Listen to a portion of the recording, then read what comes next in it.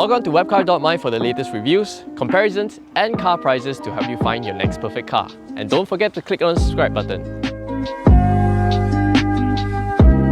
Hey everyone, it's Adrian for wapcar.my and I'm all about the details. Right now, I'm driving the Perodua Bezza Facelift. This is the range-topping 1.3-litre advanced variant. Now, when the car was first launched, I didn't quite understand who would put their money down for one of these, the advanced variant in particular. After spending a few days in it, I still don't get it. You see, at 49,880 ringgit, one could easily get into a Perodua Myvi or a Proton Persona, both of which is one class and one segment above the Bezza. And to make matters worse, it's 10,000 ringgit more expensive than its closest rival, the Proton Saga. And for cars of this segment and price point, 10,000 ringgit is a huge difference. You see, if I could sum up the Bezza's driving experience with one word, it would be the word tool. It's like a screwdriver.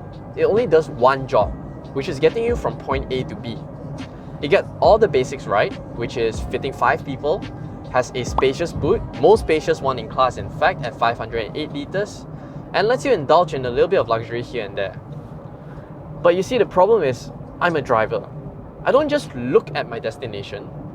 I want to enjoy the process of getting there. Every turn of the wheel, every adrenaline rush from stepping the throttle pedal, it's like a two-way communication with the car. But the Bezza gives me none of that. And it all starts with the sitting position. The seats are mounted a little bit too high up, and the steering column is fixed, so that means you get no adjustments whatsoever. And ergonomics is just out of the window. It feels like I'm driving an arcade video game. It's either the steering wheel is too far away from me or I'm just too close to the pedals. I just can't get a comfortable driving position. Then when you're coming up to a corner, you quickly realize how important ESC is in a car like this. It's just way too easy to upset the balance of the Bezza. There's so much body roll and you can't tell what the front wheels are doing 80% of the time. I have zero confidence driving this on the highway, so I really applaud those maniacs who can speed in this kind of car and high beam at supercars. I know you might think that I'm giving the Bezza a hard time just because it's a Perodua. On the contrary, I'm a big fan of their cars. I used to own a Kalisa and the first gen Myvi SE, and who could forget how nippy those Kanchils and Vivas were. The Bezza, on the other hand, is nothing like the Peroduas of old. It's neither cheap nor cheerful.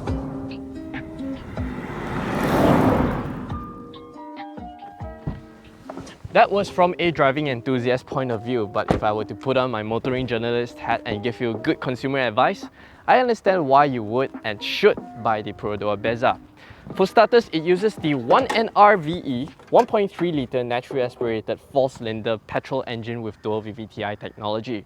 It's from Toyota Motor's all-aluminium NR series engines. It makes decent horsepower at 95 horsepower and 121 Nm of torque, but more importantly, it's a highly efficient engine, especially in this 1.3 Advance, where you get the eco-idle automatic start-stop system. Perodua claims that it will do 4.5 litres per 100 km, but realistically, you're looking at around 5 to 6 litres per 100 km in mixed driving conditions and smooth driving behaviour. And that, for a city car, is already extremely impressive. This engine is also butter smooth and very quiet, almost like a hybrid engine. And in this most expensive 1.3 Advanced variant, which costs 49,880 ringgit, you also get the ASA 2.0 Advanced Driving Assistance System. It bundles forward collision warning and autonomous emergency braking with pedestrian detection, pedal misoperation control, and front departure warning. I think these features are extremely practical for a city car because it's especially helpful in reducing the risk of an accident from driver inattention. Now, I won't go into the details of the changes done to the Bezza facelift because I've done it in a previous video. Click on the pop-up banner to watch it if you haven't. The angular design was made to give the car a more dynamic appearance to appeal to the younger audience. There are some parts of the design that I like and don't like. I like the LED headlamps, side skirts, and revised rear bumpers. I also quite fancy the larger 15-inch dual-tone alloys, which resembles a Mercedes-Benz wheel design. Although I'm not sure if they got the idea from Mercedes or Proton. What I don't like, however, is this angular front bumper, which makes the car look a little bit too busy at the front. And Perodua, what's up with the fake cutouts in the rear bumper?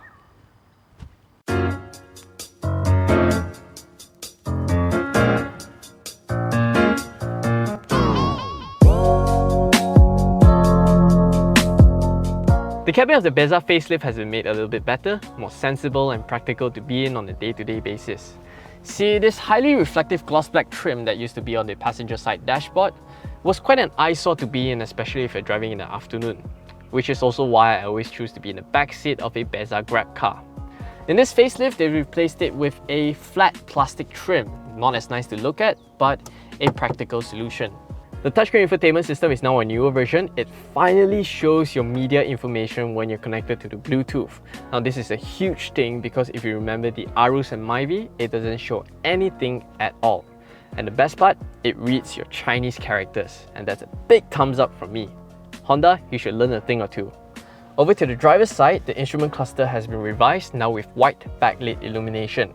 I think it has a more modern look compared to the pre-facelift with orange ring lights, although the MID is still monochrome.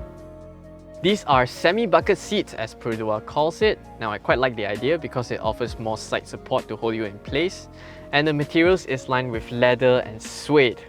Although it would be nice if the suede material is found onto the center section of the seats because it can be quite hot on a sunny day like this. Now even though there's window security tint, our sun is just too unforgiving. Speaking of seats, the rear bench of the Bezza facelift has been revised to give it more reclined angle for a more comfortable sitting posture. I've measured it myself and it shows 23 degrees of reclined angle. And I can attest to you that this, compared to the pre-facelift, is a whole lot more comfortable, which makes the Bezza facelift an even better e-hailing car. Just check it out. I have the front seats adjusted to my usual driving position, and this is the amount of knee room that I have. Leg room is pretty decent. Headroom is good too. There's also an adjustable headrest, which the Saga doesn't have. Other amenities in here include 2 teh tarik hooks, an anti-snatch hook, 2 back pockets, as well as a USB charging port. To sum up the top 3 qualities of the Perodua Bezza, it will be fuel efficiency, and fuel efficiency. The rest of the changes done to the car, I feel, is just to make the car a little bit more enticing for its potential buyers. However, I still can't bring myself to swallow its price tag of close to 50,000 ringgit on this 1.3 Advance. My pick of the range would have to be the 1.3 Premium X, where I feel it offers better value for money, and I can live without the ASA 2.0. Having said that, fuel economy is not my top priority. Driving engagement is. Thanks for watching. We hope you enjoyed this video. Make sure to subscribe to our YouTube channel for more videos like this, and let us know in the comment section below whether would you spend close to 50,000 ringgit for a Perodua Bezza.